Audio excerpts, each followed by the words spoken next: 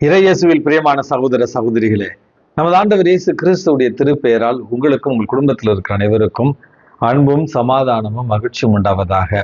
அன்புமிக்கவர்களே, பிப்ரவரி மாதம் 28ஆம் தேதி இந்த மாதத்தினுடைய கடைசி நாள். அன்புமிக்கவர்களே, கடந்த மாதத்திற்காக இறைவனுக்கு நன்றி செலுத்துவோம். புதிதாக பிறக்கிற மார்ச் மாதம் உங்கள் அனைவருக்கும் ஒரு ஆசீர்வாதமான மாதமாக இருக்க ஒருவருக்காக நம்ம ஜெபித்து மகிழ்வோம். அன்புமிக்கவர்களே, பிப்ரவரி மாதம் 28ஆம் தேதி தாயாம் திரு அவை திருத்தந்தை புனித ஹிலாரியூஸ் என்பவருடைய நினைவு நாளைத்தான் கொண்டாடுகிறது.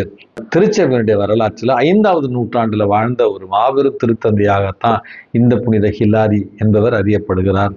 திருச்சபையினுடைய 47வது திருத்தந்தையாகவும் இவர் அறியப்படுகிறார். இவர் வாழ்ந்தது பிறந்தது எல்லாமே இத்தாலி தேசத்துல. திருத்தந்தையாக உயர்த்தப்பட்டு திருச்சபையில மிக அதிகமான சீர்திருத்தங்களை கொண்டு வந்த ஒரு திருத்தந்தையாக இவர் அறியப்படுகிறார். ரோம் நகரில் பல தேவாலயங்களை கட்டி எழுப்பிய மிகவும் சிறப்பாக யோவானுக்காக ஒப்பு கொடுக்கப்பட்டிருக்கிற அந்த பேராலயத்தை கட்டி எழுப்பிய ஒரு திருத்தந்தையாகவும் இவர் அறியப்படுகிறார். கடைசியில இவர் அழகுபடுத்திய புனித லாரன்ஸ் பேராலயத்தில தான் இவருடைய உடல் அடக்கம் செய்யப்பட்டிருக்கிறது.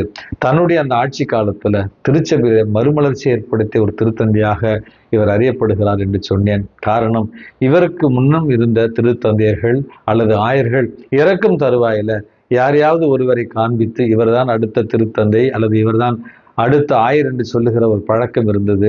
அவற்றை மாற்றி அமைத்து திருத்தந்தையர்கள் மற்றும் ஆயர்கள் தேர்ந்தெடுக்கப்பட வேண்டும் என்கிற முறைமையை கொண்டு வந்தவரும் இந்த புனித திருத்தந்தை ஹிலாரியூஸ் என்பவர். அன்புமிக்கவர்களே, இவருடைய பரிந்துரையால் திருச்சபையை அன்பு செய்கிற ஒரு நல்ல உள்ளத்தையும் அதே நேரத்துல நாம் செய்கிற ஒவ்வொரு பணியிலும் இறைவனுடைய சித்தத்தை கண்ணுண்ணுகிற ஒரு மாண்பையும் அதே நேரத்துல இந்த மண்ணுலகளை இறைவனுடைய அந்த படைப்பு செயலில நம்மையும் ஈடுபடுத்தி எல்லா செயல்களும் இறைவனுடைய மகிமைக்காக என்று நினைத்து செய்ய இவருடைய பரிந்துரை இன்றைக்கு மன்றாடி ஜெபிப்போம். அன்புமிக்கவர்களே, இன்றைக்கு நமக்கு கொடுக்கப்பட்டிருக்கிற நற்செய்தி வாசகத்துல நமது ஆண்டவர் இயேசு கிறிஸ்து மிகப்பெரிய ஒரு சவாலை நம் முன்னால் வைக்கிறார். வழக்கமாக கேள்விப்பட்டிருப்போம், உனக்கு அடுத்து இருப்பவருக்கு அன்பு கூறுங்கள், உங்கள் பகைவர் மீது வெறுப்பு கொள்ளுங்கள் என்பதுதான் வழக்கமான ஒரு கட்டளையாக பழைய ஏற்பாட்டில் நம்ம பார்க்கிறோம். அதை மாற்றி புரிந்து கொள்ளும் வண்ணமாக நமது ஆண்டவர் இயேசு கிறிஸ்து உங்கள் பகைவரை அன்பு செய்யுங்கள், உங்களை துன்புறுத்துவோருக்காக இறைவேண்டல் செய்யுங்கள் அப்படி என்கிற ஒரு புதிய கட்டளையை தருகிறார். இதை நம்ம மேலோட்டமாக பார்க்கிற நேரத்துல என்ன இது ஒரு முரணா இருக்கு, நம்மளை திட்டுறவங்க அல்லது நமக்கு எதிராக இருப்பவர்களை நம்ம வெறுக்க வேண்டும், நம்ம அன்பு செய்வர்களை நம்ம அன்பு செய்ய வேண்டும். ஆனால் இயேசு உன் பகைவரிடத்துல அன்பு கூறுவாயாக, உனக்கு துன்பத்தையும் வேதனையும் தருபவருக்காக நீ இறைவேண்டல் செய்வாயாக என்கிறது இந்த அன்பினுடைய முழுமையை நமக்கு தெளிவாக காண்பிக்கிற ஒரு கட்டளையாக இருக்கிறது.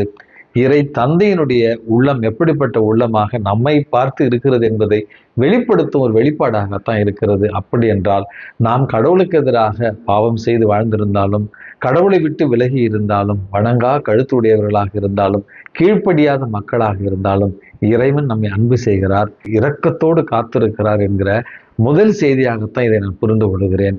இரண்டாவது ஒரு செய்தியாகத்தான் அன்புமிக்கவர்களே, இந்த மண்ணுலகில் நமக்கு மன நிறைவு வேணும் அல்லது மகிழ்ச்சி வேண்டும் என்றால் நாம் மற்றவருடைய குற்றங்களை மன்னிக்க கற்றுக்கொள்ள வேண்டும், மற்றவர்களுக்காக ஜெபிக்க நம்ம முயற்சி எடுக்க வேண்டும். அப்படி என்றால் நம்முடைய பகைவர்கள் நமக்கு எதிராக துன்பத்தை விளைவிக்கின்ற நேரத்துல அல்லது அவர்கள் தீய செயல்கள் செய்கிற நேரத்துல அதையெல்லாம் நாம் அங்கீகரிக்க வேண்டிய அவசியம் இல்லை. அவர்கள் நமக்கு எதிராக செய்கிற தீய காரியங்களுக்கு அவர்களை வெறுப்பது அல்லது அவர்களை பழிவாங்குகிற எண்ணத்தோடு இருப்பது தான் தவறானது என்பதை இன்றைக்கு நம்ம ஆண்டவர் இயேசு கிறிஸ்து தெளிவாக சொல்லுகிறார்.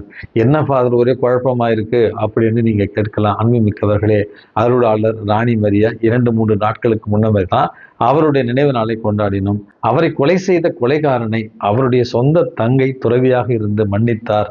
அருளாளர் ராணி மரியாவுடைய தாய் சிறைச்சாலைக்கு சென்று அவரை தன்னுடைய குடும்பத்தினுடைய ஒரு உறுப்பினராக ஏற்றுக்கொண்டார் என்று தான் நம்ம அவருடைய வாழ்க்கை வரலாற்றில் வாசிக்கிறோம். இதுதான் அன்புமிக்கவர்களே பகைவரை அன்பு செய்தல், பகைவருக்காக இறைவேண்டல் செய்தல் என்பது. இப்படியாக பல உதாரணங்களை நான் உங்களுக்காக தர முடியும்.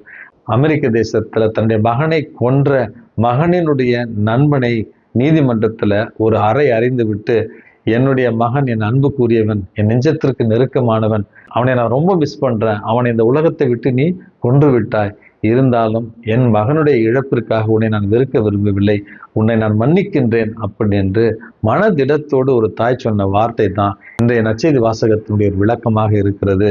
ஆகவே அன்புமிக்கவர்களே, மற்றவர்கள் நமக்கு எதிராக துன்பங்களை விளைவிக்கின்ற நேரத்தில், தீமையை செய்கிற நேரத்தில் அவர்களை மன்னித்து அவர்களுக்காக இறைவேண்டல் செய்தால் நமக்கு நிம்மதி கிடைக்கும், நாம் மகிழ்ச்சியோடு வாழ முடியும், நாம் நிம்மதியாக உறங்க முடியும் என்பதை புரிந்து கொண்டு நம்முடைய பகைவர்களை அன்பு செய்வோம், நம்முடைய பகைவர்களுக்காக தொடர்ந்து இறைவேண்டல் செய்வோம்.